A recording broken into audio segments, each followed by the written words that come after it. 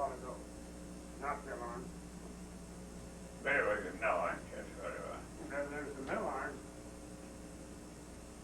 I want to tell another story. We was living in a tent out of Roswell somewhere. I thought you were born out on that. All right now, I don't know where I was born. Might have not been That's born. what I I had- it anyway. But, and Dad had a kind of a porch cover out in front. And the buggy was sitting under there. And Mother walked out one time and she kept chicken water. She had chicken. I've been a pan of water under this thing. And there was a big rattlesnake. So big. Coiled up around it. She didn't have one thing to kill it with. But she had a pot of hot water over the stove. And she took that hot water and scalded that rattler to death. Now, She had no way in the world. I was there. Do you remember that she went in and got a pan of hot water, and boy, she dashed it on that night. And that son of a gun, I was a little bitty kid, and I got little, and I can remember that night just going like that. And then she went back and got another pan of water, and a second hot pan of water. Hot water. She's told him to. And you The snake turned up on his back killed and him. his belly up to the sky. now, He was a big son of a gun, too. I heard that. that happened out, not down where we were living, but out north, a little west of Well, Roswell. I said on the Brendan North Rock. Oh, that's right. On the Brendan north of Roswell, they was digging dug wells down. And I don't remember what Dad was doing, and then down in this, so far down, then they put a well driller to blow down. And Dad had us out there and living there, and that's where it happened. I'll tell another little story on our granddaddy. As I said, he didn't get along too well with the family, and we were moving to from Graham to McGarland. And Ira and I were taking the teams and it was at Christmas time. And then, of course, you throw your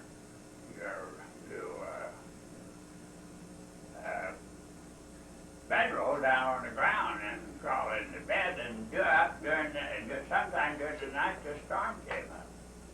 And the darn little devil like you froze to death. And I woke up and by golly, I don't know what we did. The wind was blowing so you couldn't, but I remember that the wind was going straight into the bed and I got up and turned the bed around. So the wind would Go over it, and not through it. You made it. Wasn't that the time that we spent the first night at that river and the ice was so dang thick that the horses could walk across? And we had to go in and cut a hole in the ice where they could drink. Then we had going along with that, we had a little old mule. And this mule could jump any fence in the world. The guy come along and didn't see would sell that mule. And I told him, I said, boy, that's sure is a good mule. He can jump any fence in the world. So that blew the guy's couldn't say. And that's right the hour of my sale.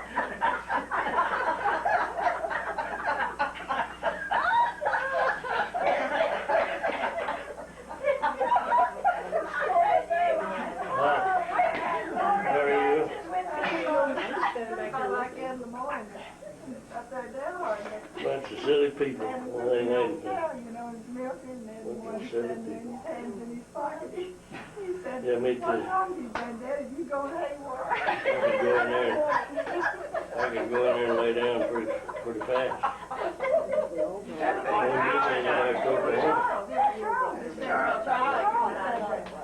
You going haywire? Our father wasn't as successful in business as he should have been. He moved to Well, Carson, he had ideas, and but he never was, you like that. He didn't stay with one. He couldn't. He had too many kids. Yeah, but he worked. He He was a workaholic. granddaddy had a lesson to grandmother. That's right. And she had a lot more brains and business than he did, but he wouldn't listen to her.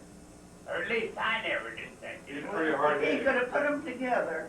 If they'd have worked together. They could have been, so. I can't think of his name now, McGargle said Ed Ribble should have been worth $1 million if he'd have stayed put. But he never, but he'd start something and get up moving, get up change, like leaving Roswell and going to Lubbock, and leaving Lubbock and going to Graham, Oh, and yeah, leaving right. Graham and coming to McGargle, and then he decided he'd go up on the plains and put out wheat.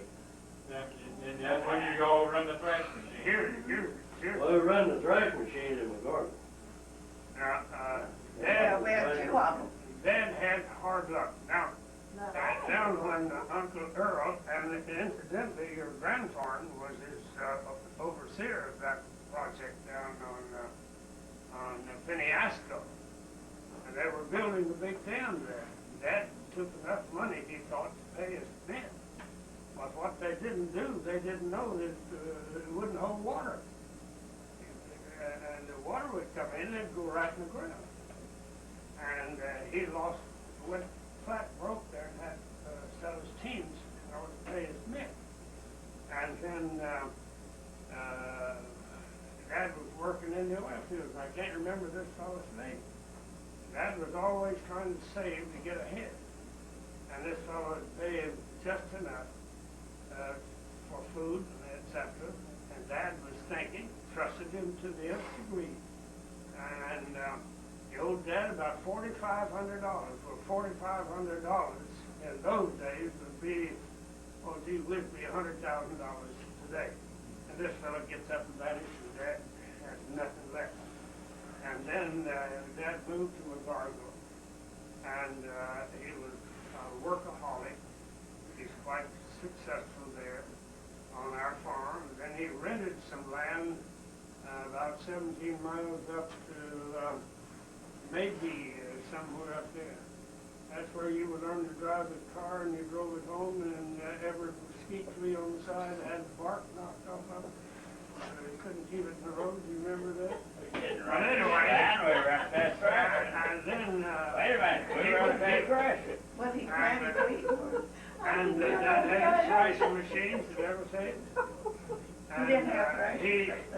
He made money at the bank. Went and bought a brand new Ford automobile, four-door. Yeah, I remember You now. remember that? Janie, that was at Groob. Now, wait a minute, now, he's not talking about Groom, man. That's, And then, Wait a minute, you're talking. and then he went up to Groom, Texas, Texas. rented. Now, he rented land at Groom, but not north, where I drove the. No, that was. Well, you said he was thrashing up there. When they had thrashing down there, he had 5 or 6 hundred acres up But I'm there. not smart as they are. This side of Dundee, and Little bit of this. That's Well, I remember. Now, wait a minute, because we in went home. between, We drove home that Saturday. Any because car. Dr. McCoy. Any Coggin, after Dad gave it up, rented it there, and had a crop, and I came up, working in the bank, I was gonna be a banker. And they couldn't run You it, stole money and they kicked you out? and they couldn't run it, instead of my working in the bank, they gave me wages for $1.50 a day, and the bank saw that I got $10 a day in board to go up there and run that machine until any Coggin wheat was fresh. Got up there and found out he didn't have any silver teeth or concave teeth, they're all worn off. And then Dad moved from there to Groom, Texas, and made wheat. He produced wheat. Once in a while out there in McGarden would have a good wheat I crop. know. 40, 40, We 40. had a lot of cotton, too. No, not too much cotton. We did, we Why? had chocolate. Why didn't we have? Yes, and We maybe too got damn sick. lazy to